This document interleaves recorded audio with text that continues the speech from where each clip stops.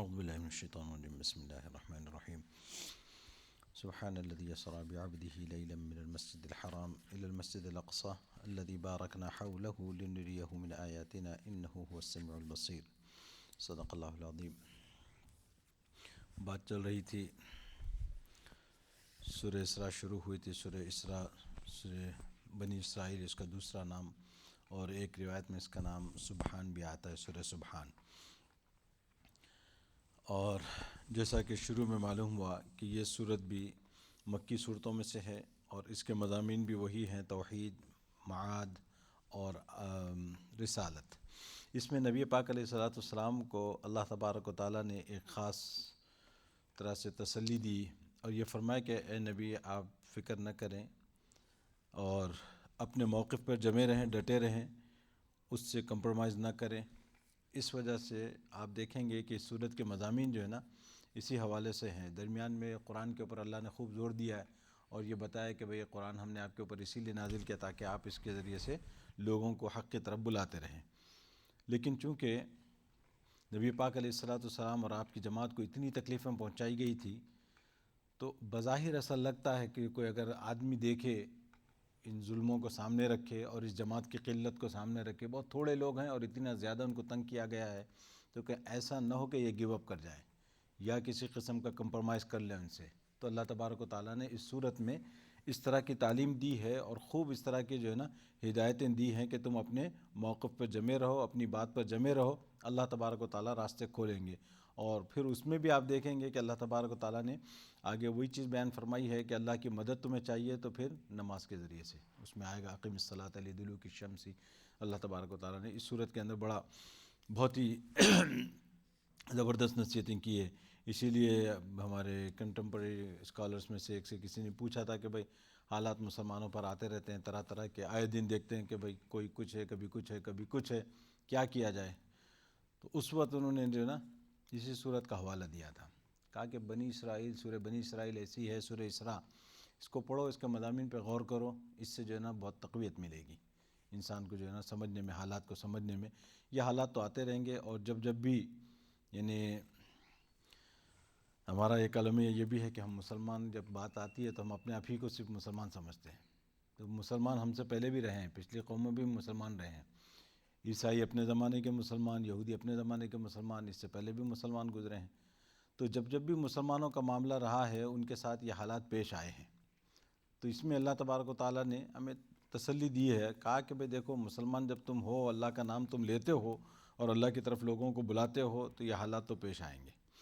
تو اس سے پہلے جیسے کہ بات ہوئی کہ اللہ تبارک و تعالیٰ نے نبی پاک علیہ السلام کو ان تمام چیزوں کو دکھا کر جو مشاہدہ کروا دیا، اور اس کے ذریعے سے آپ صلی اللہ علیہ وسلم کے ایمان کا جو لیول ہو سکتا ہے ہم اس کا اندازہ نہیں کر سکتے۔ تو سب سے پہلے اس کی تفسیر تو یعنی اس کی تفصیل سے مراد میری ہے کہ اس میں معنی تو اس کے ہو چکے تھے، سبحان الذی اسریٰ بعبدہ لیلا من المسجد الحرام الی المسجد الاقصی الذی بارکنا حولہ لنریہ من آیاتنا انہ هو السمیع البصیر۔ اس اللہ کے لیے پاکی ہے جو اپنے خاص بندے محمد صلی اللہ علیہ وسلم کو ایک ہی رات میں مسجد حرام سے مسجد اقصی تک لے گئے، جس کے ارد گرد ہم نے برکتیں رکھی ہیں تاکہ ہم اس بندے کو اپنی کچھ نشانیاں دکھائیں۔ بے شک وہ بندہ خوب سننے والا، خوب دیکھنے والا ہے، یعنی کامل فہم و بصیرت والا ہے۔ اس میں یہ بات آئی تھی سبحانہ کا لفظ اللہ نے یہاں کیوں ذکر فرمایا ہے۔ سبحان کا لفظ جیسے آتا ہے کہ یہ اللہ کی تعریف بیان کرنے کے لیے، اور جس طرح کی تعریف اس میں بیان کی جاتی ہے وہ بڑی عجیب ہے۔ کیوں اس میں کہا جاتا ہے غایت تنزیہ کا لفظ استعمال کیا جاتا ہے۔ غایت تنزیہ کا مطلب یہ ہوتا ہے کہ جس طرح کی بھی جتنی بھی اللہ کے لیے خوبیاں بیان کی جا سکتی ہیں وہ اس لفظ کے ذریعے سے بیان کی جا سکتی ہے، لفظ سبحان۔ کیونکہ لفظ سبحان کے ذریعے سے جو چیز بیان کی جاتی ہے وہ یہ ہے پاک ہونا۔ تنزیہ کے معنی آتے ہیں پاک ہونے کے۔ پاک ہونے کا مطلب اللہ تبارک و تعالیٰ کسی بھی قسم کے نقص سے پاک ہے، کسی بھی قسم کی کمی سے پاک ہے۔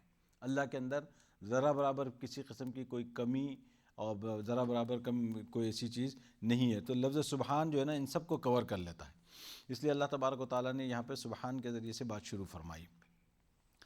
اور عبد کا لفظ استعمال فرمایا۔ عبد کے اندر آپ دیکھیں کہ جیسے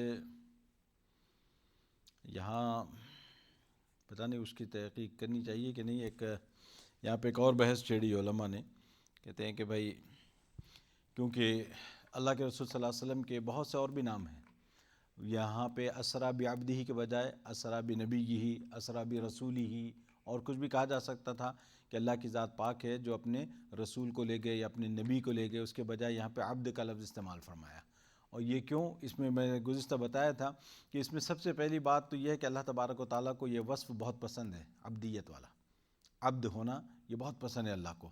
اور عبد کس کو کہتے ہیں؟ عبد کے معنی یہ ہوتے ہیں بنیادی طور پر اگر دیکھیں، عبد وہ ہے جو اپنی تمام خواہشات کسی کے حوالے کر دے، جیسے اس کی مرضی ہوگی، جیسا اس کا حکم ہوگا اس کے مطابق زندگی گزرے گی، اس کو عبد کہا جاتا ہے.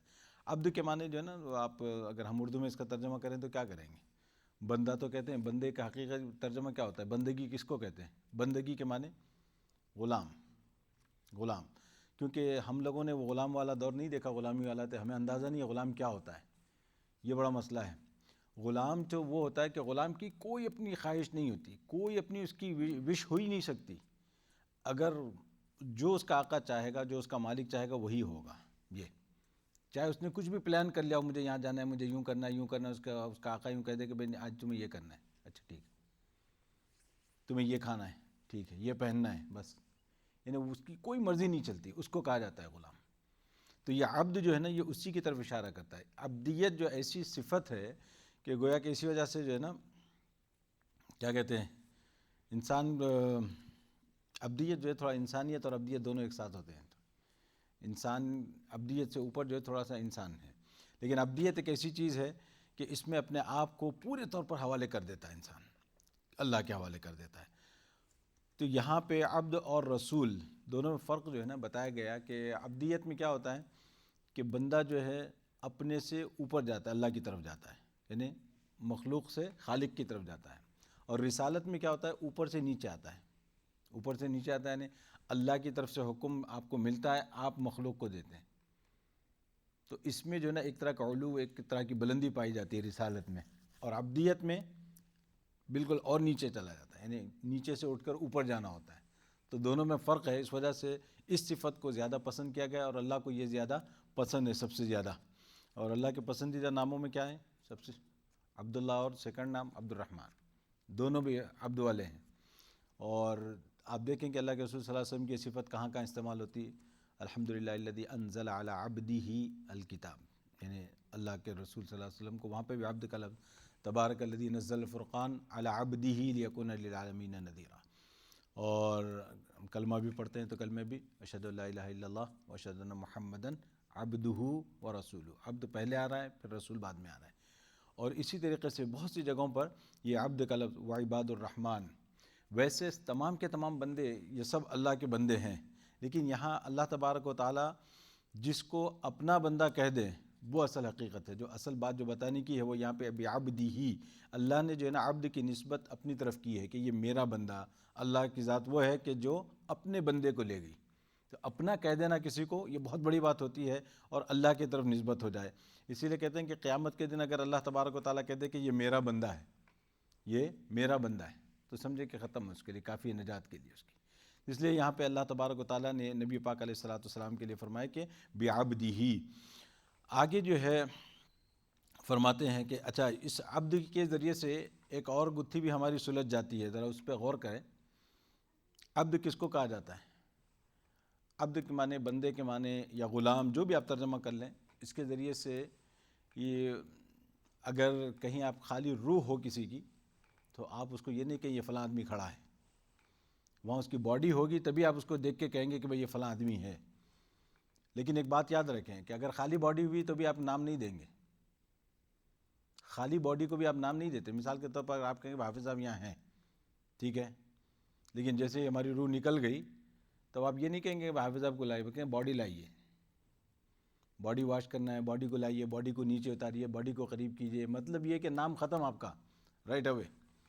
تو یہ جو عبد کا لفظ ہے یہ خود بتاتا ہے کہ یہ جسم اور روح دونوں ایک ساتھ ہوں تبھی جا کے یہ چیز اپلیکیبل ہوتی ہے.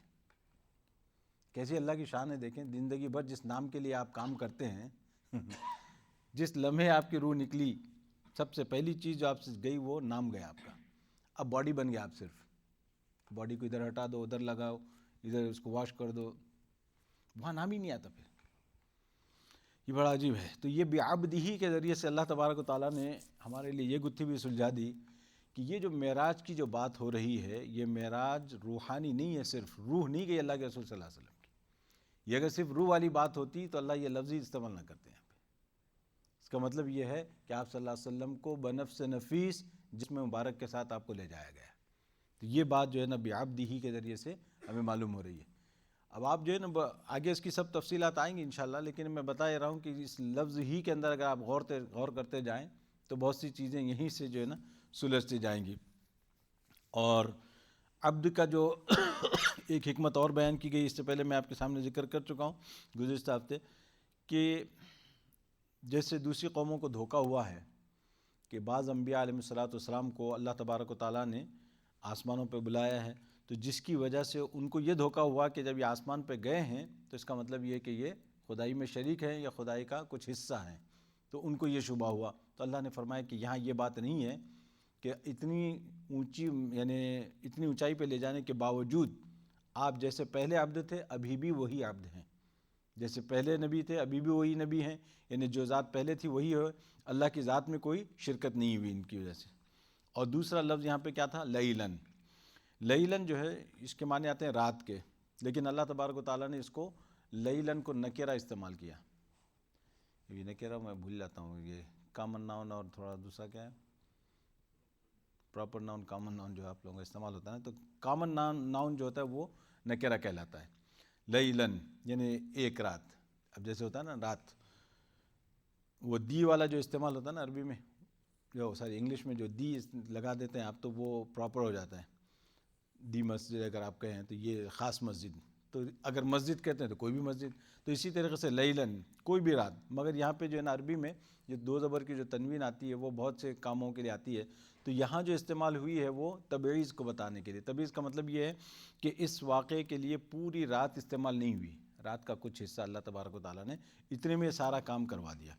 من المسجد الحرام الی المسجد الاقصی، جیسا کہ بات ہوئی تھی، مسجد حرام کس کو کہا جاتا ہے؟ خانہ کعبہ کے اطراف جو حصہ ہے اس کو مسجد حرام کہا جاتا ہے. اب تو باضابطہ عمارت بنی ہوئی ہے، لیکن اس زمانے میں عمارت نہیں ہوتی تھی، اس کے اطراف کا جو حصہ تھا. الی المسجد الاقصی، مسجد اقصی. مسجد اقصی سے مراد کیا ہے؟ وہ جو ہیکل سلیمانی جو بنا ہوا ہے، جو مسجد اقصی وہاں ہے، یہ مراد ہے وہ اس جگہ کی. اور اقصی کے معنی آتے ہیں دور کے، کیونکہ یہ جو ہے مسجد اقصی مکہ مکرمہ سے تقریباً یعنی 1 مہینہ یا سوا مہینے کی مسافت پہ ہے. تو اس وجہ سے جو ہے نا یہ بھی بڑا دور کا معاملہ ہے، اس وجہ سے مسجد اقصی اس کا نام ہے. الذی بارکنا حولہ، اللہ فرماتے ہیں کہ وہ ذات جس نے کہ اس کے اطراف میں جو ہے نا اس کی نشانیاں رکھی ہیں. لنریہ من آیاتنا، اللہ چاہتے ہیں کہ نبی پاک علیہ الصلوۃ والسلام کو اپنی نشانیاں دکھلائیں. یہ نشانیاں دکھلانا یہ کیوں ہے؟ جیسا کہ اس سے پہلے میں نے آپ کو بتایا تھا کہ آدمی کوئی چیز دیکھ لے اپنی آنکھ سے، اس کا جو یقین ہو سکتا ہے وہ سنی ہوئی بات کا یقین اتنا نہیں ہو سکتا جتنا آنکھ سے دیکھنے کے بعد ہوتا ہے. اور شاید میرا خیال ہے آج کل یہ اپنا سوشل میڈیا یہ چیز کو استعمال کر رہا ہے کہ کلپس بھیجے جاتے ہیں، فٹافٹ ایک ایک چیز بنا کے بھیجی جاتی ہے تاکہ آدمی دیکھے تو یقین ہو جائے.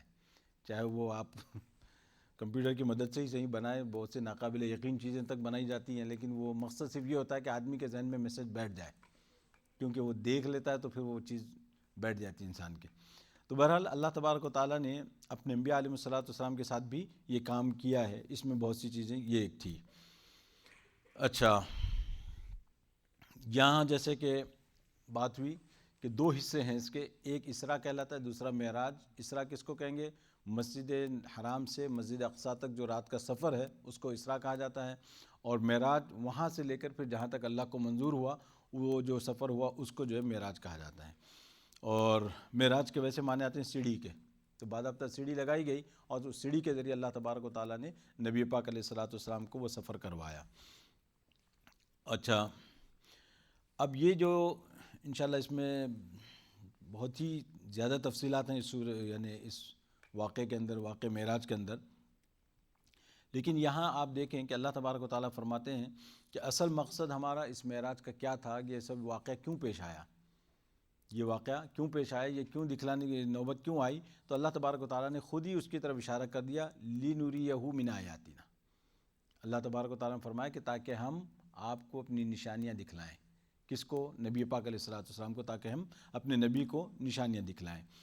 اور اس کے ذریعے سے گویا کہ آپ کو یہ بتا دیا گیا کہ نبی صلی اللہ علیہ وسلم آپ جو کام کر رہے ہیں وہ بالکل حق ہے، درست ہے۔ اب اس وقت آپ مخالفتوں کی پرواہ نہ کریں، کیونکہ جیسے میں نے آپ کے سامنے ذکر کیا، یہ جو واقعہ جس وقت پیش آیا ہے، اگر آپ اس وقت کا جائزہ لیں، بار بار اس کو سوچیں، تو واقعی یہ اتنے یعنی دل کو ہلا دینے والی چیزیں ہیں کہ کیسے ایک آدمی برداشت کر سکتا ہے کہ ایک آدمی، ساری قوم اس کے خلاف، اور جو اس کے سپورٹرز تھے وہ بھی، جو قریب ترین سپورٹرز وہ بھی ختم ہو چکے، یعنی دونوں کا انتقال اسی سال ہوتا ہے، حضرت خدیجہ کا، حضرت ابو طالب کا، دونوں کے دونوں ایسے سپورٹر تھے، دونوں کا انتقال اسی سال ہوتا ہے، اور پھر مخالفتیں ان کی اتنی بڑھ گئی ہیں ان کفار کی، اور ایسے حالات میں اللہ تبارک و تعالیٰ نے اپنے نبی پاک علیہ السلام کو بالکل انتہائی تک لے جا کر جو ہے نا آپ کی جو ہمت بندھائی اور اس کے ذریعے سے آپ کو جو یقین دلایا وہ اپنی جگہ۔ تو اس وجہ سے جو اللہ تبارک و تعالیٰ نے یہ لِنُرِیَہُ مِنْ آیاتنا کے ذریعے سے یہ بات بتا دی۔ اور دوسری یہ ہے کہ اس میں ہم دیکھیں گے کہ ہمیں پتہ چلتا ہے کہ بہت تفصیلات آئی ہیں، بڑی لمبی جو ہے نا اس میں احادیث اس میں آئی ہیں۔ اور دوسری ایک اور بات اس میں ذہن میں رکھنی چاہیے، اسی وجہ سے علماء اس بات کے قائل ہیں کہ اسراء اور معراج کے واقعے کا انکار کرنے والا اسلام سے خارج ہو جاتا ہے، کیونکہ یہ واقعہ جو ہے قرآن کا ہے، اور دوسرا جو حصہ اس کا احادیث میں آیا ہے وہ حصہ بھی متواتر ہے۔ متواتر کا مطلب کیا ہوتا ہے؟ متواتر کا مطلب جیسے اس سے پہلے بات آئی تھی کہ حدیث کی قسمیں ہوتی ہیں، حدیث کی جو ہے نا ایک کہلاتی ہے خبر واحد، دوسری خبر مشہور، اور دوسری خبر متواتر۔ خبر واحد کا مطلب کیا ہوتا ہے کہ اس کے رپورٹ کرنے والے کبھی کسی زمانے میں ایک یا دو ہی رہے ہوں، کہ بھئی شاید ایک ہی صحابی سے منقول ہو، یا صحابی تو بہت سے ہوں لیکن تابعین میں کوئی ایک رہے ہوں، اس طریقے سے کہیں نہ کہیں چین میں ایک یا دو ہی آدمی آتے ہیں، وہ خبر واحد ہوتی ہے۔ اس سے ذرا اونچے اس پر جائیں تو آپ خبر مشہور کہلاتی ہے۔ خبر مشہور کا جو ہوتا ہے، میں ایک بنیادی کانسیپٹ دے رہا ہوں آپ کو، ورنہ اس کی تفصیلات بھی ہیں، ایک بنیادی کانسیپٹ۔ اور خبر واحد سے ذرا اونچے درجے کی جو ہوتی ہے، یعنی 3 یا اس سے زائد جس میں لوگ ہوں راوی، وہ کہلاتی ہے خبر مشہور۔ اور پھر اس سے سب سے اونچا درجہ ہوتا ہے خبر متواتر کا۔ خبر متواتر کس کو کہا جاتا ہے؟ خبر متواتر کا مطلب یہ ہے کہ اس کے نریٹ کرنے والے، اس کو روایت کرنے والے اتنی زیادہ تعداد میں ہوتے ہیں کہ اس میں جو ہے نا کوئی ایک عام آدمی بھی، مسلمان ہونا ضروری نہیں ہے، کوئی بھی انصاف پسند اپنی عقل استعمال کرے تو وہ یہ کہہ سکے کہ بھئی اتنے آدمی ایک ساتھ جھوٹ نہیں کہہ سکتے، اتنے آدمی ایک ساتھ جھوٹ نہیں بول سکتے۔ جیسے ہوتا ہے نا کہ بھئی کبھی کبھی کیا ہوتا ہے کہ پلان کر کے جھوٹ بولا جائے، وہ بات دوسری ہے، لیکن یہاں تو الگ الگ راوی ہیں، اب اپنی اپنی طور پہ وہ اپنا واقعہ بیان کر رہے ہیں، تو ہر ایک نے جو اللہ کے رسول صلی اللہ علیہ وسلم سے سنا وہ واقعہ بیان کیا۔ تو اس طریقے سے جو قرآن جو ہم تک پہنچا ہے وہ بھی متواتر ہے، قرآن بھی متواتر ہے۔ تو اسی وجہ سے کچھ احادیث ایسی ہیں جو متواتر کے درجے کو پہنچتی ہیں، سب حدیثیں ایسی نہیں ہیں، زیادہ تر حدیثیں خبر واحد کے درجے میں، لیکن کچھ حدیثیں ایسی جو متواتر ہیں، اسی وجہ سے ان حدیثوں کا درجہ اور قرآن کا درجہ ایک ہی ہو جاتا ہے۔ بہت سی مرتبہ جو ہے نا یہ بڑا مسئلہ آ جاتا ہے لوگوں کو کہ بھئی کہتے ہیں کہ قرآن کافی ہے، تو حدیث کی ہمیں ضرورت نہیں ہے، تو وہ جو حضرات یہ کہتے ہیں نا ان کو خود یہ بیچاروں کو یہ پتہ نہیں ہوتا کہ بھئی قرآن کیا ہے۔ آپ کو یہ کیسے معلوم ہوا کہ یہ قرآن ہے؟ ایک سوال کر کے دیکھیں اپنے آپ سے، آپ کو یہ کیسے پتہ چلا کہ یہ قرآن ہے؟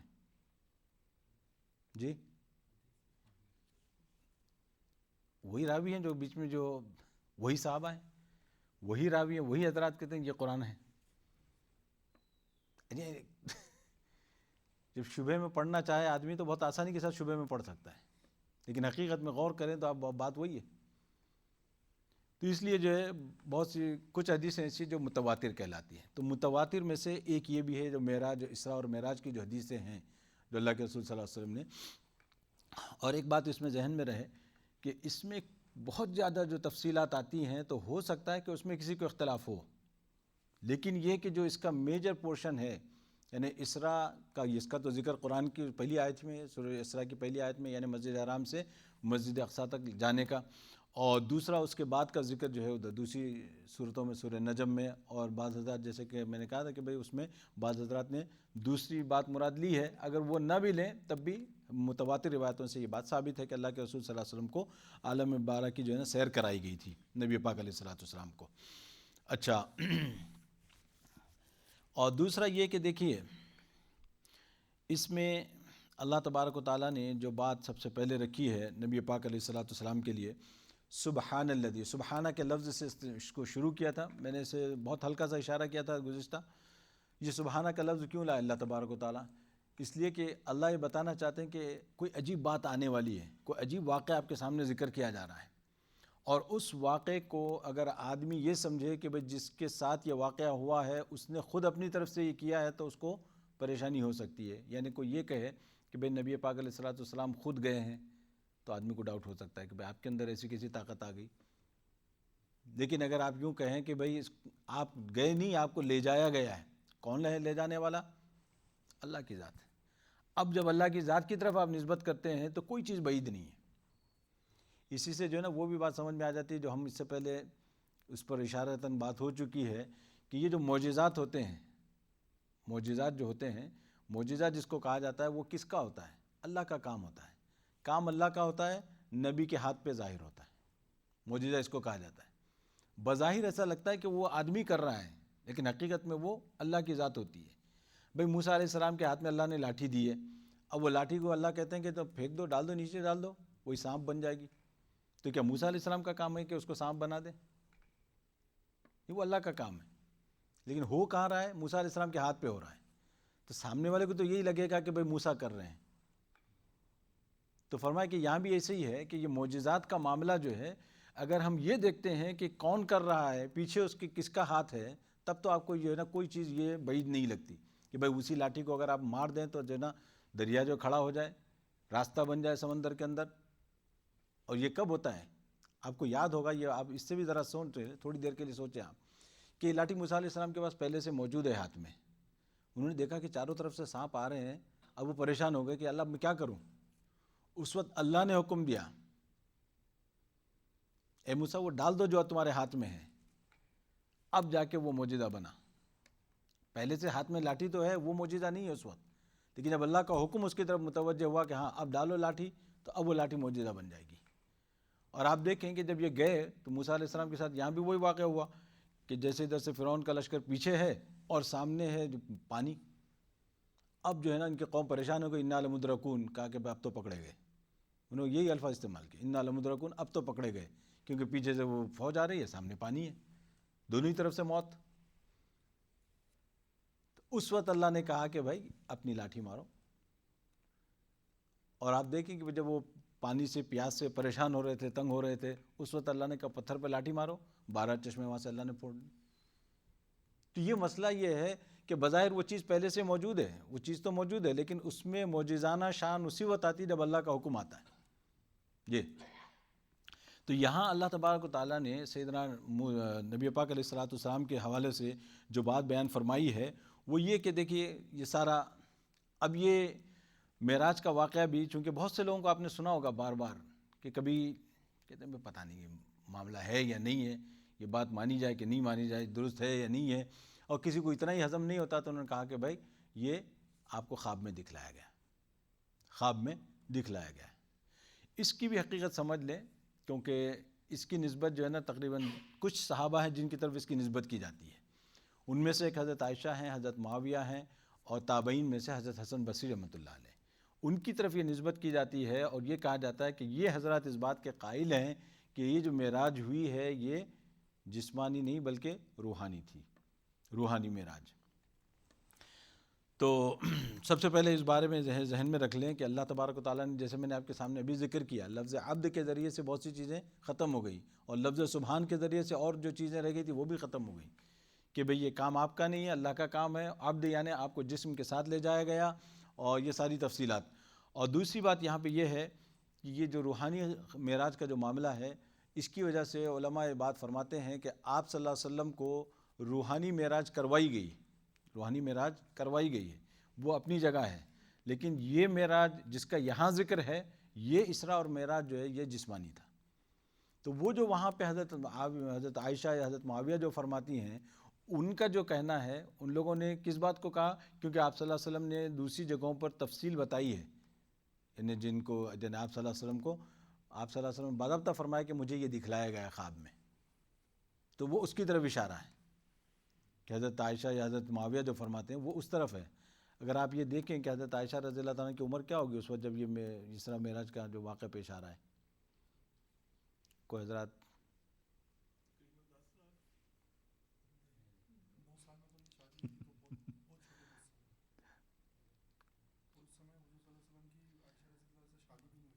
تو سوچے صرف یہ کیا عمر ہوگی ان کی اس وقت. اور حضرت معاویہ کا ایمان لانا کب ہے؟ فتح مکہ کے بعد. تو اب آپ دیکھیں کہ بھئی یہ جو چیزیں ہیں نا جس کی طرف منسوب کی جاتی ہیں وہ ایسے ہی لوگوں کی طرف دیکھ کے منسوب کرتے ہیں یہ لوگ بعض مرتبہ جو ہے نا. حالانکہ وہ بات ان کی جو ہے وہ جو فرماتی ہیں وہ کچھ اور ہے. یعنی انہوں نے ان حدیثوں کی طرف اشارہ کیا جس میں آپ صلی اللہ علیہ وسلم نے خود یہ بیان فرمایا کہ مجھے یہ دکھایا گیا خواب میں. وہ صاف صاف وہاں پہ تو بات ہے، لیکن اس کے ساتھ اس معراج کو جوڑ دیا جاتا ہے. اب رہی بات یہ ہے کہ جو خواب آپ کو دکھلائے گئے ہیں اور معراج کے نام سے جو خواب دکھلائے گئے ہیں اس کی اگر تعداد بیان کی جائے تو شیخ اکبر رحمہ اللہ تعالیٰ وہ فرماتے ہیں کہ 34 مرتبہ آپ صلی اللہ علیہ وسلم کو معراج ہوئی ہے. ان کی جو کیونکہ انہوں نے حدیثوں کا تجزیہ کیا اور حدیثوں کا تجزیہ کر کے اس نتیجے پر پہنچے ہیں کہ اگر ہم اس کو بھی معراج میں رکھتے ہیں، اس کو بھی اگر ہم معراج میں رکھیں، اس کو بھی اگر ہم معراج میں رکھیں تو 34 مرتبہ آپ صلی اللہ علیہ وسلم کے ساتھ یہ واقعات پیش آئے. یعنی جو خواب میں جو دکھلایا جانا ہے. کیونکہ آپ دیکھیں کہ نبی کا خواب بھی جو ہے وہ وہی کے درجے میں ہوتا ہے اور وہ اپنی جگہ برحق ہوتا ہے، وہ ایک الگ چیز ہے. لیکن یہاں جو بات بتائی جا رہی ہے نبی پاک علیہ الصلوۃ والسلام کی جو جسمانی معراج ہوئی ہے. اور آپ کو یہ بھی معلوم ہوگا کہ جب نبی پاک علیہ الصلوۃ والسلام واپس آئے، جب آپ صلی اللہ علیہ وسلم واپس تشریف لائے معراج سے، واپس تشریف لانے کے بعد آپ نے اپنی کزن ام ہانی سے اس کا ذکر کیا کہ بھئی ایسا رات میں مجھے معراج ہوئی ہے، ایسا میں جا کے آیا ہوں. آپ کو یاد ہے انہوں نے کیا کہا؟ کیونکہ ان کے ہی گھر سے گئے تھے. تو آپ صلی اللہ علیہ وسلم نے ان کو آگے بتایا کہ بھئی میں رات میں یہ واقعہ ہوا ہے. تو انہوں نے کہا کہ اللہ کا واسطہ کہ اب آپ جو ہے نا لوگوں کو نہ بتائیں گے. وہ ڈر گئیں. کیوں؟ کہ پہلے ہی اتنی مخالفتیں ہو رہی ہیں آپ کے، اگر آپ یہ واقعہ بیان کریں گے تو کون آپ کو یقین کرے گا؟ آپ کا یقین کون کرے گا؟ اور پھر آپ کو اور جھٹلائیں گے یہ لوگ، مزید آپ کو جو ہے نا پریشان کریں گے. تو اب یہ جو بات آئی تو اب یہ خود بھی اس بات پہ دلیل ہے کہ بھئی اگر یہ واقعہ خواب کا ہوتا تو خواب میں تو آدمی کچھ بھی دیکھ سکتا ہے. یعنی آسمانوں پہ جانا، آسمانوں پہ اڑنا، آسمانوں پہ اپنا محل بنا لینا کوئی مسئلہ نہیں ہے. خواب تو خواب ہے. لیکن یہاں جو بات تھی اصل وہ حقیقت یہ تھی کہ وہ جسمانی بات تھی. اور آپ کو معلوم ہوگا یہ بھی کہ جب آپ صلی اللہ علیہ وسلم نے اس واقعے کا ذکر فرمایا تو سب سے بڑا دشمن جو تھا وہ کون؟ ابو جہل. وہ لے اڑا اس چیز کو. اس نے کہا کہ بھئی ہاں اب اصل چیز ہاتھ آئی ہے. اب تو اگر آپ کسی چھوٹے بچے کو بلا کے بٹھا کے اس کو ایک کہانی سنائیں تو اس کو لگے گا کہ بھئی کیا مذاق ہو رہا ہے. تو اس کو تو موقع مل گیا. تو اس نے لوگوں میں خوب باتیں کی اور باتیں کر کے اس نے کہا کہ بھئی ان کا جو سب سے بڑا سپورٹر ہے اس وقت وہ ابو بکر. آج اس کو ٹیسٹ کرتا ہوں میں کہ وہ یقین کرتا ہے کہ نہیں. کیونکہ حضرت ابو بکر تک ابھی تک یہ بات نہیں پہنچی تھی. ابو جہل نے یہ بات سنی تو فوراً حضرت ابو بکر کے پاس گیا اور کہا کہ بھئی دیکھتا ہوں ان کو ٹیسٹ کر کے دیکھتا ہوں. جا کے ابو بکر سے اس نے واقعہ ذکر کیا، کہا کہ بھئی تمہارا دوست یوں کہتا ہے. عجیب. حضرت ابو بکر صدیق رضی اللہ عنہ کی شخصیت دیکھیں. حضرت ابو بکر صدیق رضی اللہ عنہ کا جواب کیا تھا؟ آپ نے یہ کہا کہ بھئی اچھا تو رات میں گئے پھر یہ سب کچھ ہوا، سب ہوا، کس نے کہا؟ تو کہا تمہارا دوست محمد کہتا ہے. تو میں مانتا ہوں، یقین کرتا ہوں. بس بلا تردد آپ نے بغیر کسی جھجک کے یہ کہا. اور اس کے بعد آپ نے فرمایا یہ تو بہت کم سی بات ہے، یہ تو آپ گئے تھے تو وہاں سے خبریں آتی ہیں آپ کے روز کے، ہم اس پہ یقین رکھتے ہیں تو یہ تو کچھ بھی نہیں ہے ہمارے لیے، تو روز کا معاملہ ہے. اسی وجہ سے آپ کا صدیق لقب اسی وقت پڑا تھا. معراج کے واقعے کی تصدیق جو ہوئی تھی اس وقت تو علماء فرماتے ہیں کہ یہاں پہ حضرت ابوبکر صدیق رضی اللہ عنہ کو. اب یہ جو ہے دیکھیں، اب آپ کو دیکھیں کتنے صفحے اس پہ لکھے گئے ماشاءاللہ. تقریباً 20-22 صفحے جو ہے اس پہ پوری تفصیلات کہ بھئی کیا کیا واقعات پیش آئے، کیسے ہوا، یہ سب اللہ کے رسول صلی اللہ علیہ وسلم کے ساتھ. اور چونکہ اگر کسی کو کوئی بات سمجھ میں آئے یا پھر کچھ پوچھنا ہو تو پوچھ لیں بعد میں. لیکن یہ ہے کہ میں ایک آدھ حدیث اس میں پڑھ دیتا ہوں کیونکہ بہت لمبی حدیثیں ہیں، تفصیلی حدیثیں ہیں. تو اس میں جو ہے ایک حدیث میں ذکر کر دیتا ہوں جو بخاری مسلم دونوں میں آئی ہے، دونوں میں آئی ہے حدیث. اور حدیثوں کے اعتبار سے بھی یہ جو سب سے یعنی مضبوط ترین حدیث کہلاتی ہے وہ کون سی؟ جس کو دونوں نے نقل کیا ہو، بخاری اور مسلم دونوں نے نقل کیا ہو، جس کو کہا جاتا ہے متفق علیہ. یعنی ان دونوں حضرات نے جس حدیث کو نقل کیا ہو سب سے مضبوط حدیث وہ کہلاتی ہے. اس کے بعد نمبر آتا ہے بخاری کا، یعنی بخاری اکیلے اپنی انہوں نے خود ذکر کیا ہو، مسلم نے ذکر نہ کیا ہو. پھر اس کے بعد نمبر آتا ہے مسلم شریف کا، یعنی مسلم نے ذکر کیا ہو، بخاری نے ذکر نہ کیا ہو. اس طریقے سے جو ہے نا اس کے اپنے درجات ہیں، ان کی اپنی کیٹیگریز ہیں. تو یہ جو روایت ہے حضرت انس رضی اللہ عنہ سے اب آپ دیکھیں گے حضرت انس رضی اللہ تعالیٰ عنہ سے، تو اب حضرت انس رضی اللہ تعالیٰ عنہ نے نبی پاک علیہ الصلوۃ والسلام کا ارشاد اس سلسلے میں نقل کیا ہوئے فرماتے ہیں کہ بھئی میرے پاس براق لایا گیا، اور براق جو ہے یہ کیا ہے، براق یہ برق سے ہے، برق کے معنی آتے ہیں بجلی کے، اور اس کو کیونکہ ہم جیسے اردو میں بھی یہ لفظ استعمال کرتے ہیں برق رفتاری، جس کو اردو میں استعمال کیا جاتا ہے، یعنی تیز رفتار ہونا، یعنی جیسے بجلی کڑکتی ہے جس طریقے سے لمحوں میں جو ہے نا کتنی لمبی اس کی جو ہے سفر ہوتا ہے، تو فرمایا کہ اس کی رفتار کی وجہ سے اس کو براق کہا جاتا ہے۔ اور یہ بھی بتایا گیا کہ بھئی یہ جو ہے جنت سے لائی گئی تھی، سواری تھی جو آپ صلی اللہ علیہ وسلم کے لیے اس وقت لائی گئی تھی، اور اس کے بارے میں یہ لکھا ہے کہ اس کا قد جو ہے یعنی اس کا رنگ جو ہے سفید تھا، اور یہ لامبے قد کا ایک چوپایا تھا، گدھے سے کچھ بڑا اور خچر سے کچھ چھوٹا۔ خچر تو ہم لوگوں نے دیکھا ہی نہیں ہوگا، تو خچر تو ہمارے لیے جو ہے نا، تو یہ اچھا، مگر یہاں آگے بڑھنے سے پہلے جو ہے نا یہ یہاں پہ لوگ جو ہے نا طرح طرح کی باتیں کرتے ہیں اس براق کے بارے میں۔ آپ نے دیکھا ہوگا بعض حضرات نے اس کی فوٹو بھی بنائی ہوئی ہوتی ہے کہ وہاں پہ پرب لگائے ہوئے ہیں، عورت کا چہرہ سامنے بنایا ہوا ہے، یہ سب بے اصل ہے، یعنی اس کی کوئی حقیقت نہیں ہے، کہ بس حدیث میں اتنا ہی ذکر ہے تو انہوں نے کہا کہ وہ براق جائے گا کیسے، اتنی تیز اس کو اڑا دیتے ہیں، پر لگا دیے وہ اپنی طرف سے تاکہ اڑے وہ اوف تو یہ اس کے بعد جو ہے نا روایتوں میں جیسے آتے ہیں کہ اس کا قدم، اس سواری کا قدم وہاں پڑتا تھا جہاں اس کی نظر پڑتی تھی، اتنا تیز اس کو اللہ تبارک و تعالیٰ نے بنایا تھا۔ تو یہ جو ہے، اور ایک روایت میں جیسے کہ آتا ہے کہ وہ، کیونکہ میں ساری روایتوں کے ایک ساتھ جمع بھی نہیں کر سکوں گا کیونکہ بعض روایتوں میں اس کا ذکر ہے بعض میں نہیں ہے، کہ جب آپ صلی اللہ علیہ وسلم اس پہ تشریف رکھ رہے تھے تو وہ جو ہے نا شوخی کر رہا تھا، کوئی جانور وہ بیٹھنے نہیں دے رہا تھا آپ صلی اللہ علیہ وسلم کو، جیسے ہوتا ہے کہ آپ نے دیکھا ہوگا کہ بھئی اگر آپ کا اپنا جانور ہو، گھوڑا ہو یا کوئی ایسا، تو اگر مالک بیٹھ رہا ہے تو پھر وہ خاموش رہے گا، اور کوئی دوسرا آتا ہے تو پھر وہ جو ہے نا ذرا دکھاتے ہیں کہ بھئی نہیں۔ تو وہ یہاں پہ حضرت جبرائیل علیہ السلام نے اس وقت اس کو کہا کہ بھئی تجھے پتہ ہے کون بیٹھ رہا ہے تجھ پہ، یعنی یہ تو فوراً وہ سنبھل گیا، یعنی خود پسینہ پسینہ ہو گیا اتنی زیادہ کہ بھئی ایسی ہستی مجھ پہ جو ہے نا سفر کر رہی ہے۔ یہ روایتوں میں تفصیلات اس کی موجود ہیں، تو مگر یہاں پہ چونکہ وہ بات نہیں ہے۔ اس کے بعد فرماتے ہیں کہ نبی پاک علیہ السلام کو جو ہے بیت المقدس پہنچایا گیا، اور آپ صلی اللہ علیہ وسلم نے اپنی سواری کو اسی کنڈے سے باندھ دیا جس کنڈے سے انبیاء علیہ السلام اپنی سواری کو وہاں پہ باندھا کرتے تھے، یعنی وہاں پہ وہ جگہ بنی ہوئی ہے، وہاں پہ آپ صلی اللہ علیہ وسلم نے اپنی سواری باندھی۔ اس کے بعد آپ صلی اللہ علیہ وسلم مسجد اقصی میں اندر تشریف لے گئے۔ اچھا، ایک بات یاد رکھیں، اب یہاں جب نبی پاک علیہ السلام پہنچتے ہیں اور اس واقعے کو دیکھیں، آپ اس دور کو دیکھیں، تو مسجد اقصی تو وہاں پہ گرا دی گئی تھی، جس وقت کی بات ہو رہی ہے اس وقت مسجد اقصی وہاں پہ پوری طرح موجود نہیں تھی، البتہ اس کا محراب وغیرہ اس کا سامنے کا حصہ جو ہے موجود تھا۔ یہ چونکہ آپ کو معلوم ہوگا کہ اگر ہسٹری سے واقف ہیں تو اس زمانے میں یہ جو بڑے مسئلے ہوئے تھے حضرت عیسیٰ علیہ السلام کے بعد بھی، کہ جس طریقے سے ان لوگوں نے یہودیوں نے اس پہ قبضہ کیا، پھر وہ کیا ٹائٹس کا، وہ سارے واقعات ہیں۔ حضرت عیسیٰ علیہ السلام کے بعد بھی 2 مرتبہ اس پہ بڑے زبردست حملے ہوئے اور پھر اس کو جو ہے نا تہس نہس کر دیا گیا، تو اس کا محراب جو تھا سامنے کا وہ حصہ باقی رہ گیا تھا۔ اب اس کے بعد نبی پاک علیہ السلام کا اچھا کہ وہاں محراب میں آپ صلی اللہ علیہ وسلم پہنچے اور وہاں پہ 2 رکعت نماز پڑھی۔ اب 2 رکعت نماز پڑھی آپ صلی اللہ علیہ وسلم نے، تو اب وہ تفصیلات آپ کو معلوم ہوگی کہ بھئی انبیاء علیہ السلام سارے وہاں پہ موجود ہیں، جب آپ صلی اللہ علیہ وسلم پہنچتے ہیں سب انتظار کر رہے ہیں کہ بھئی نماز کون پڑھائے گا۔ اس وقت حضرت جبرائیل علیہ السلام نے نبی پاک علیہ السلام کا ہاتھ پکڑ کر آپ کو آگے کر دیا، اور اس کے ذریعے سے یہ بتا دیا کہ بھئی اب آپ صلی اللہ علیہ وسلم تمام انبیاء کے سردار ہیں، یعنی تمام انبیاء آپ کے پیچھے ہیں، آپ کی قیادت میں نماز پڑھ رہے ہیں، اور آپ کی امامت کو، آپ کی سرداری کو بتانے کے لیے اللہ تبارک و تعالیٰ نے یہاں پہ آپ کو امام بنایا۔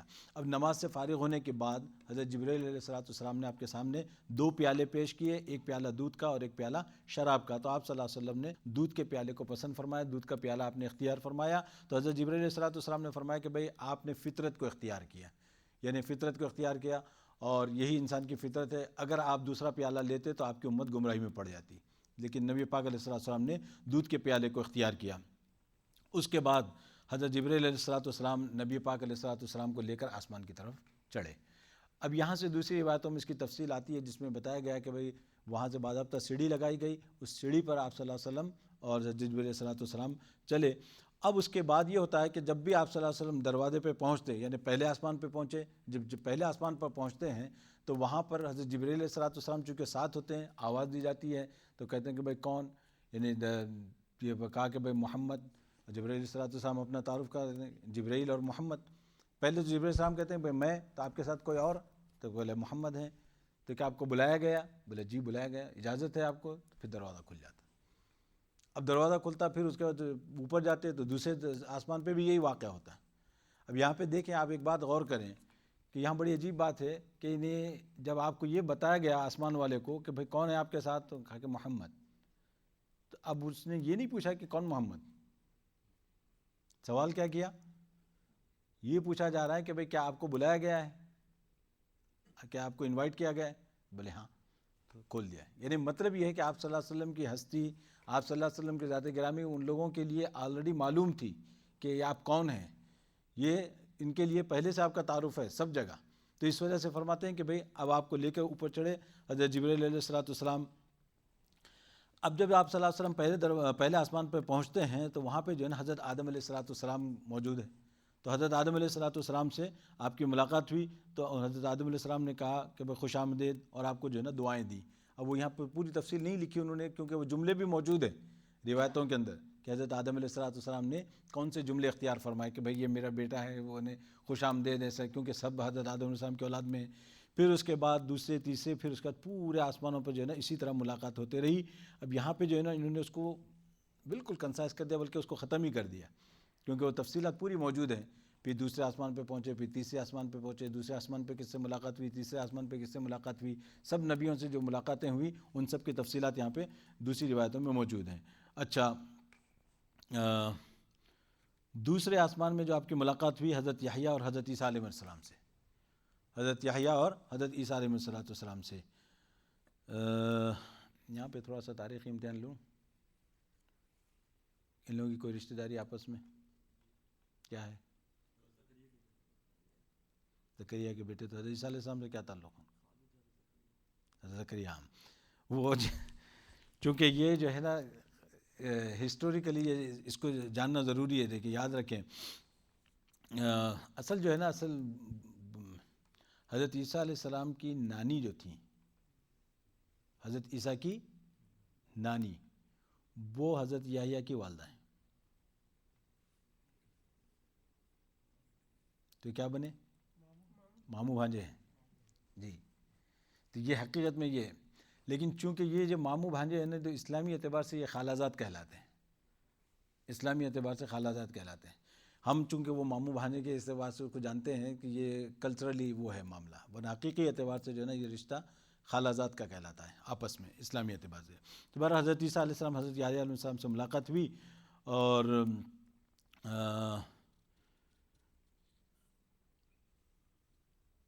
اچھا، پھر انہوں نے جو ہے نا وہ دوسری بات نکالی اس پہ کہ بھائی اس شرعی اعتبار سے جو ہے نا باپ کی بہن پھوپھی ہے، باپ کی بہن پھوپھی کہلاتی ہے. تو انہوں نے سوال قائم کیا کہ دادا کی بہن کیا کہلائے گی؟ پھر دادا کی بہن کیا کہلائے گی؟ ہم لوگ دادی کہتے ہیں، لیکن حقیقت میں وہ بھی پھوپھی ہے. حقیقت میں وہ بھی پھوپھی کہلاتی ہیں. تو اصولی اعتبار سے، شرعی اعتبار سے رشتے ایسے چلتے ہیں. تو وہ اسی طرح پھر اس کو ثابت کیا کہ حضرت یحییٰ علیہ السلام اور حضرت عیسیٰ علیہ السلام یہ آپس میں خالہ زاد ہیں. کیسے؟ تو انہوں نے پھر اس کو بتایا ہے کہ بھئی اب حضرت مریم علیہ السلام جو لگتی تھی وہ کیا لگتی تھی؟ خالہ زاد بہن تھی حضرت یحییٰ کی، حضرت یحییٰ کی خالہ زاد بہن تھی. تو خیر، تو آگے چل کے جو ہے بتاتے ہیں کہ تیسرے آسمان پہ جب پہنچے تو تیسرے آسمان پہ بھی بالکل وہی منظر پورا کہ بھئی کون ہے، پھر تفصیل سوال جواب ہوتے ہیں. اور تیسرے آسمان پہ آپ کی ملاقات ہوتی کس سے؟ حضرت یوسف علیہ السلام سے. حضرت یوسف علیہ السلام سے جو ملاقات ہوئی تو آپ صلی اللہ علیہ وسلم نے وہاں ڈسکرائب کیا کہ بھئی اللہ تبارک و تعالیٰ نے جو خوبصورتی اور جو حسن ان کو عطا فرمایا تھا. آپ صلی اللہ علیہ وسلم سے جو ملاقات ہوئی، اور اس کے بعد چوتھے آسمان پہ حضرت ادریس علیہ السلام سے ملاقات ہوئی. اور حضرت ادریس علیہ السلام کا معاملہ یہ ہے کہ ان کے بارے میں خود اللہ تبارک و تعالیٰ نے قرآن میں فرمایا وَرَفَعْنَاهُ مَكَانًا عَلِيًّا، کہ ہم نے ان کو جو ہے نا بلند جگہ پہ اٹھایا. حضرت حضرت ادریس علیہ السلام بھی یہ زندہ اٹھائے گئے ہیں. یہ بھی جو ہے نا یہ روایتوں میں ہے. اچھا، اس کے بعد ہے، اچھا مگر یہاں پہ ایک بات یاد رکھنا چاہیے کہ حضرت ادریس علیہ السلام کے متعلق بھی کچھ روایتیں ایسی ہیں کہ لوگوں نے کچھ بے پر کی اڑائی ہیں، کہ وہ کہتے ہیں کہ بھئی حضرت ادریس علیہ السلام کی جو ہے نا ایک کسی فرشتے سے دوستی تھی، تو اس فرشتے نے جو ہے نا آپ کو پروں میں چھپا کے اوپر لے کے چلے گئے. یعنی مطلب یہ ہے کہ لوگ جب بولنے پہ آتے ہیں تو یہ سب چیزیں جو ہے نا، ایک بات یہ بھی ذہن میں رکھیں کہ یہ سب چیزیں جو اصل اسرائیلی روایات ہیں، تورات وغیرہ میں اس کی تفصیلات آتی ہیں، تو وہ ظاہر ہے کہانی قصوں کے لیے تو یہ چیزیں بہت اچھی لگتی ہیں، پریوں کی کہانیاں جیسی ہوتی ہیں نا اس ٹائپ کی ہیں یہ. تو اس وجہ سے آپ نے دیکھا ہوگا وہ ہاروت ماروت کا بھی قصہ آتا ہے، تو اس کے لیے بھی جو تفصیل وہ زہرہ نامی وہ ستارے کا، اور یہ سارا جو ہے نا یہ سب اسی جگہ سے آئی ہوئی ہیں تفصیلات.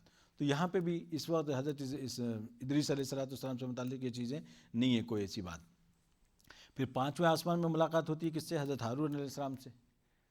پانچویں آسمان پہ حضرت ہارون علیہ السلام سے، اور چھٹے آسمان پہ حضرت موسیٰ علیہ السلام سے. چھٹے آسمان پہ حضرت موسیٰ علیہ السلام سے. پھر اس کے بعد آپ جاتے ہیں ساتویں آسمان پہ، اور ساتویں آسمان پہ جو ہے سیدنا ابراہیم علیہ السلام صاحب سے ملاقات ہوئی. اب ہر آسمان پہ جو ہے نا ایک ایک سے اللہ تبارک و تعالیٰ ملاقات کروائی، اور تمام انبیاء نے گویا کہ آپ کو دعائیں دی. سب کا جو ذکر ہے، کیا کیا الفاظ کہے، کیسے خوش آمدید کہا گیا، ویلکم کیا گیا آپ کو. حضرت ابراہیم علیہ السلام سے جو ملاقات ہوئی اس کا ذکر آتا ہے کہ بھئی آپ بیت المعمور سے ٹیک لگائے بیٹھے ہوئے تھے حضرت ابراہیم علیہ السلام. بیت المعمور کس کو کہا جاتا ہے؟ بیت المعمور جو ہے جیسے نیچے خانہ کعبہ ہے، تو اسی کی محاذات میں بالکل آسمانوں میں بھی ایک اسی طرح کا کیوبک یعنی بنا ہوا ہے جو کعبہ ہے ان کا، فرشتوں کا. تو فرشتوں کا کعبہ ہے بیت المعمور، اور اس کے لیے یہ کہا جاتا ہے کہ جو ایک مرتبہ اس کا طواف کر لے فرشتہ، پھر کبھی اس کی باری نہیں آتی. یعنی اتنے زیادہ ہیں فرشتے تعداد میں، اور ہزاروں کی تعداد میں روزانہ فرشتے اس کا طواف کرتے ہیں، اور جو فرشتہ ایک مرتبہ کر لے پھر قیامت تک اس کی باری نہیں آتی اس کا طواف کرنے کی. یعنی اتنے زیادہ فرشتے اللہ تبارک تعالیٰ نے پیدا کیے. تو یہ بیت المعمور سے حضرت ابراہیم علیہ السلام جو ہے نا وہاں بیٹھے تھے. اچھا،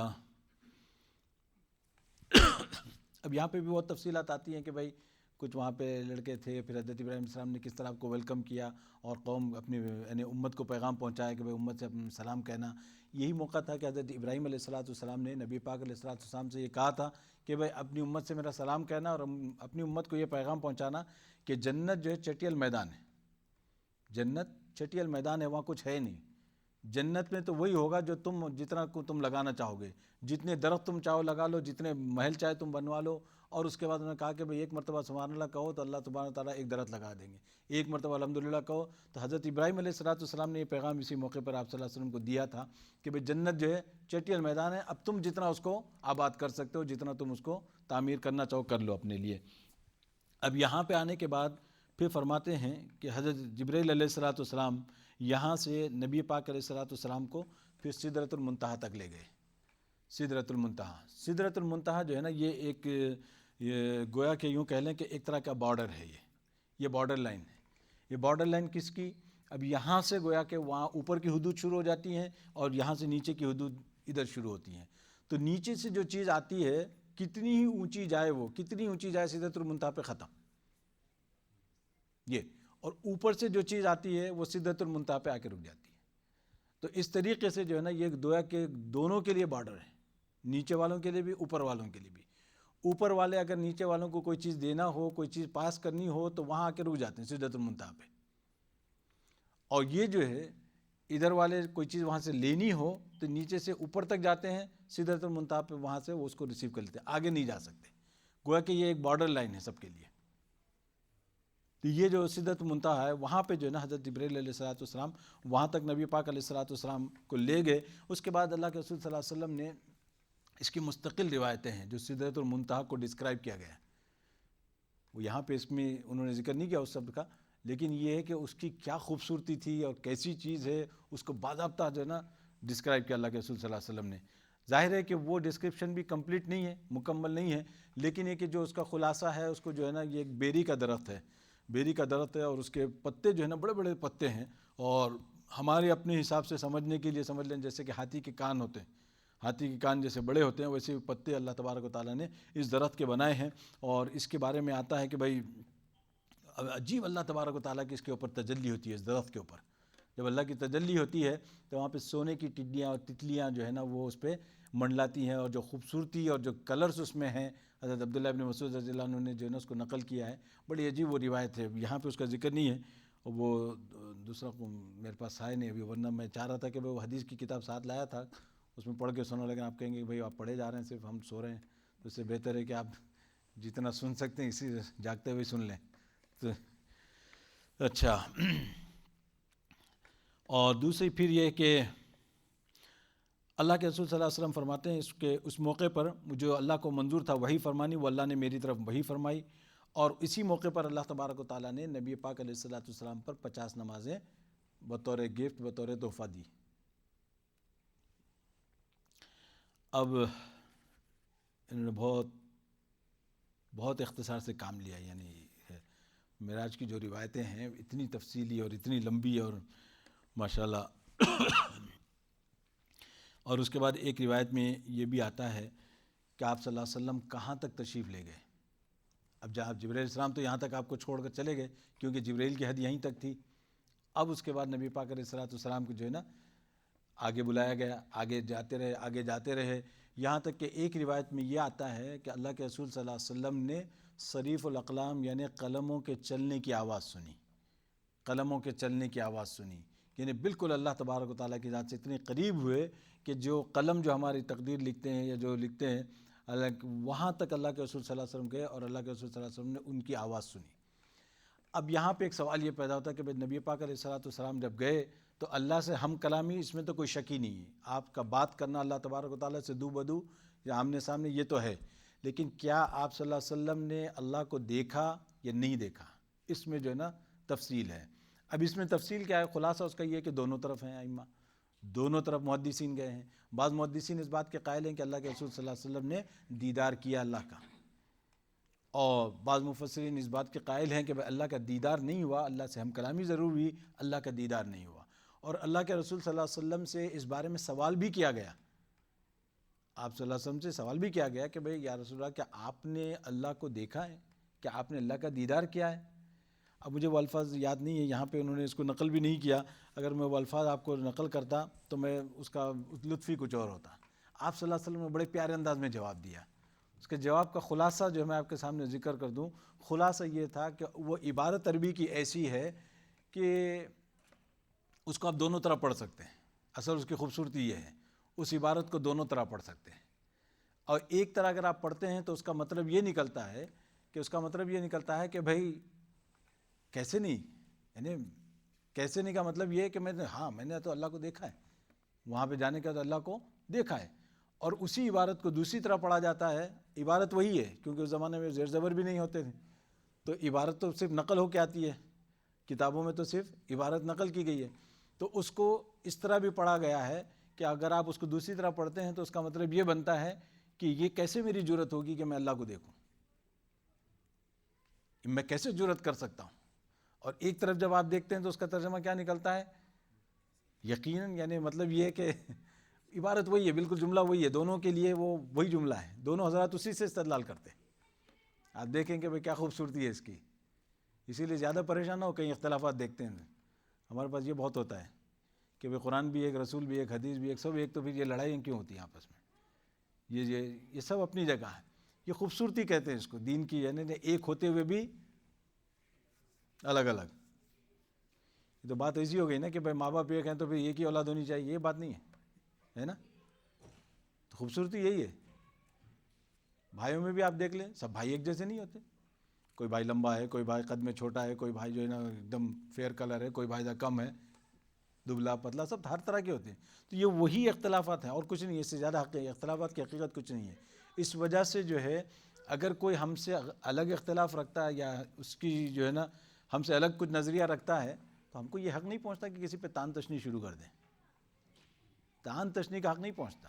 اور تان تشنی تو بہت کم درجے کی بات کر رہا ہوں میں، ہم تو اس سے بڑھ کے جو ہے نا اس کو مطلب ہے کہ اسلام سے ہی خارج کر دیتے ہیں، اسلام ہی سے خارج کر بیٹھتے ہیں۔ یہ چیزیں جو ہے نا بہت ہی اس پہ توجہ کی ضرورت ہے کہ بھائی، اور ایک بات یہ بھی یاد رکھیں کہ ایک ہمارا عام طور پر یہ بھی نظریہ ہوتا ہے کہ پھر یہ جنت میں نہیں جائیں گے، یعنی مطلب یہ کہ یہ ہمارے نظریات کے جو قائل نہیں ہیں یا ہماری طرح نماز نہیں پڑھتے یا پھر یہ اس طرح کرتے ہیں وہ اس طرح کرتے ہیں، یہ جنت میں نہیں جائیں گے، ایسی بات نہیں ہے، خدا نہ خواستہ، ہزار بار خدا نہ خواستہ، کبھی اس کو نہ سوچے۔ یہ صرف جو ہے نا افضل کون سا طریقہ ہے، اور وہ بھی انہوں نے بھی افضلیت بتانے میں بھی اپنے جیب نہیں استعمال کی، انہوں نے بھی دیکھا کہ حدیث کیا کہتی ہے، ان کو یہ حدیث سمجھ میں آئی، کسی کو دوسری حدیث سمجھ میں آئی، کسی نے اس وجہ سے اس کو ترجیح دی، کسی نے کسی اور وجہ سے اس کو ترجیح دی، باقی اور کچھ نہیں ہے۔ اگر کوئی یہ کرتا ہے وہ بھی صحیح ہے، یہ کرتا ہے وہ بھی صحیح ہے، اس کو یاد رکھ لیں ہمیشہ کے لیے۔ اور آگے جب اللہ تبارک و تعالیٰ نے اللہ کے رسول صلی اللہ علیہ وسلم کو جو تحفہ دیا وہ 50 نمازوں کا تھا. وہ 50 نمازیں یہاں پہ آپ صلی اللہ علیہ وسلم کو دی گئی. اب یہ 50 نمازیں لے کر اب جو کچھ بھی اللہ تبارک و تعالیٰ سے کلام ہونا تھا، بات چیت ہوئی، اللہ سے کلام ہوا، اس کے بعد نبی پاک علیہ الصلوۃ والسلام لوٹ رہے تھے. اب آپ کو معلوم ہوگا کہ وہ جب لوٹنے میں کون سب سے پہلے ملیں گے؟ ابراہیم علیہ السلام سے تو ہو کے آگے موسیٰ علیہ السلام جو ہے نا چھٹے آسمان پہ تھے بالکل، تو سب سے پہلے ملاقات ہو گئی. تو جب موسیٰ علیہ السلام سے ملاقات ہوئی تو اب وہاں پہ روایتوں میں آتا ہے کہ بھائی دیکھیں کہ موسیٰ علیہ السلام آپ ابراہیم علیہ السلام سے گزر کے ابراہیم علیہ السلام نے انکوائری نہیں کی. موسیٰ علیہ السلام کے پاس آئے تو موسیٰ علیہ السلام نے کیا ہے انکوائری کر لی، تھوڑا انٹرویو لے لیا کہ بھائی ادھر آئیے ذرا، وہاں پہ ہو کے آئے ہیں تو کیا کچھ بات چیت ہوئی، کیا ہوا، کچھ ملا آپ کو، کیا ملا. اب یہ روایتوں میں آتا ہے کہ حضرت موسیٰ علیہ السلام جو ہے نا، چونکہ وہ بہت جس طرح اپنی قوم کو جھیل کے گئے تھے تو ان کو بہت تجربہ تھا ان چیزوں کا اور وہ سمجھ گئے. اور دوسری بات یہ ہے کہ جب آپ ایک بڑے دربار سے آتے ہیں تو ضرور وہاں پہ کوئی نہ کوئی آپ کو تحفہ وغیرہ جو آپ کو گفٹ وغیرہ ملتا ہے. تو اسی طریقے سے اسی چیز کو ذہن میں رکھتے ہوئے حضرت موسیٰ علیہ السلام نے اللہ کے رسول صلی اللہ علیہ وسلم سے سوال کیا کہ رسول اللہ آپ کو کوئی چیز ملی اللہ کی طرف سے؟ تو اللہ کے رسول صلی اللہ علیہ وسلم نے فرمایا کہ ہاں اللہ تبارک و تعالیٰ نے مجھے یہ تحفہ دیا ہے 50 نمازوں کا. جب 50 نمازوں کا سنا تو حضرت موسیٰ علیہ السلام گھبرا گئے اور آپ نے جو ہے نا کہا کہ بھئی دیکھیے بہت اچھی بات ہے اور اللہ کے رسول صلی اللہ علیہ وسلم آپ کو یہ بہت اچھا تحفہ ملا ہے، لیکن یہ ہے کہ میری یہ درخواست ہے کہ آپ اللہ کے سامنے جائیں، اللہ کے پاس جا کے اس میں تخفیف کروا لیں. اور آپ نے اس کی وجہ بیان کی. اس کی وجہ یہ بیان کی، فرمایا کہ بھئی یہ 50 نمازیں بہت ہیں، 50 بہت ہیں. کیوں؟ کیسے بہت ہیں؟ آپ نے کہا کہ بھئی دیکھیے میری امت اور آپ کی امت، میری بھی بڑی امت تھی، میری امت اور آپ کی امت کا اگر ہم مقابلہ کریں تو فزیکلی آپ کی امت کمزور ہوگی میری امت کے مقابلے میں، اور ویسے ہی وہ لوگ ذرا قوی تھے، مضبوط قسم کے تھے، اور اس کے مقابلے میں آپ کی امت کمزور ہے. تو میری امت پر جو معاملہ تھا وہ تو 3 نمازیں نہیں پڑھ پاتی تھی، تو آپ کی امت 50 نمازیں کیسے پڑھے گی دن بھر میں؟ آپ جو ہے نا خدا کے واسطے واپس جائیں اور اس کی تخفیف کروائیں.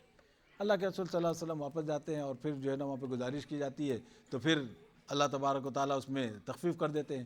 بعض روایتوں سے معلوم ہوتا ہے کہ 10 کی تخفیف ہوئی، بعض روایتوں سے ہوتا ہے 5 کی تخفیف ہوئی. اب جب آخر میں پھر موسیٰ علیہ السلام جب آپ صلی اللہ علیہ وسلم 5 نمازیں لے کر آ رہے تھے تو اس وقت حضرت موسیٰ علیہ السلام نے کہا کہ بھئی اب کیا ہوا؟ تو کہا کہ بھئی 5 نمازیں رہ گئی. اب 5 رہ گئی تو موسیٰ علیہ السلام کا پھر اصرار ہوا، نہیں 5 بھی نہیں پڑھ پائیں گی، یہ 5 بھی نہیں. ہم تو خوش ہو جاتے رہتے ہیں، نمازیں معاف ہو جاتی تو ویکنڈ بھی نہیں چھوٹتا ہم سے، ویکنڈ پہ بھی نماز پڑھنی پڑتی ہے. اب چھٹی کا دن ہو یا ویکنڈ ہو نماز تو پڑھنی ہے، وہ بھی فجر. ہاں تو بڑا مسئلہ ہو جاتا ہے. ویسے پارٹی کے دن عشاء مشکل ہو جاتی ہے، عشاء اگر مل گئی تو فجر تو گئی. تو یہ جو ہے کہتے ہیں کہ موسیٰ علیہ السلام نے کہا کہ بھئی یہ 5 بھی بہت ہیں. اب دیکھیں نبی پاک علیہ السلام نے فرمایا کہ بھئی میری غیرت تقاضا نہیں کرتی، میری غیرت آتی ہے اللہ سے کہ میں کیسے جاؤں. اتنی مرتبہ تو اللہ نے معاف کیا، اتنی مرتبہ تو اللہ نے تخفیف کی، اب میں کیسے جاؤں، کس منہ سے جاؤں؟ اب میں مناسب نہیں سمجھے. آپ صلی اللہ علیہ وسلم نے گویا کہ یہاں پہ کہا کہ بھئی اب مجھے جو ہے نا یہ اس کا یہ نہیں ہے. لیکن اللہ تبارک و تعالیٰ نے آخری مرتبہ جب 5 تک تخفیف کی اس میں فرمایا کہ اللہ کے نبی آپ کے ساتھ نمازیں 5 ہیں لیکن ہم ثواب پھر بھی 85 کا دیں گے. یعنی آپ دیکھیں کہ اللہ تبارک و تعالیٰ نے تخفیف کی تو اللہ تبارک و تعالیٰ جو اپنی پہلی والی جو عطا ہے، پہلی جو دین ہے، دینے کا جو طریقہ تھا کہ 50 نمازوں کا ثواب، اللہ نے کہا نمازیں تو کم کر دی ہم نے لیکن ثواب پھر بھی 85 کا دیں گے. تو ایک کے بدلے میں کتنی ملی؟ 10 ہو گئی. تو یہ اللہ کا ایک قانون ہے. اللہ فرماتے ہیں کہ یہ منیمم ہے اللہ کے لیے، منیمم. من جاء بالحسنہ فلہ عشر امثالہا، جو کوئی ایک نیکی بھی لے کر آئے گا اللہ فرماتے ہیں میں کم سے کم 10 سے ملٹیپلائی کروں گا اس کو. یہ اللہ کی سنت ہے یہ. تو اس کے بعد فرمایا اللہ تبارک و تعالیٰ نے ایسے موقع پر، اور فرماتے ہیں کہ یہیں پر جو ہے نا اللہ تبارک و تعالیٰ نے نبی پاک علیہ السلام سے یہ بھی بات بیان فرمائی کہ بھئی دیکھیں یہ 5 نمازوں کا بدلہ 50 کا ہوگا. اور اس کے ساتھ ساتھ یہ بھی فرمایا کہ اگر آپ کی امت میں کوئی نیک کام کرنے کا ارادہ کرے اور نہ کر سکے تب بھی میں نیکی لکھوں گا. یعنی صرف نیکی کا ارادہ کر لے کسی نیک کام کا اور نہ کر سکے تب بھی میں نیکی لکھوں گا، اور اگر کر لے تو 10 گنا کم سے کم. یہ صرف نیکی کے ارادے کرنے پر اللہ تبارک و تعالیٰ نے نبی پاک علیہ الصلوۃ والسلام کو یہ خوشخبری دی اور فرمایا کہ اگر کوئی گناہ کا ارادہ کرے تو میں کچھ نہیں لکھتا، گناہ کا ارادہ کرے تو کچھ نہیں لکھتا، اور اگر کر گزرتا ہے گناہ، اللہ فرماتے ہیں میں اتنا ہی لکھتا ہوں جتنا وہ کر رہا ہے، یعنی اس کو ملٹیپلائی نہیں کرتے۔ یعنی اللہ کی رحمت دیکھیں، جب دینے کی بات آتی ہے تو اللہ تبارک تعالیٰ اس کو ملٹیپلائی کر کے دیتے ہیں، جب سزا کا یا گناہ کا معاملہ آتا ہے تو اللہ فرماتے ہیں اس نے جتنا کیا اتنا ہی لکھتا ہوں میں، اس سے زیادہ نہیں۔ تو انشاءاللہ پھر آگے بات کرتے ہیں۔ اللہ تبارک تعالیٰ ہم سب کو عمل کی توفیق عطا فرمائے۔ آخر دعوانا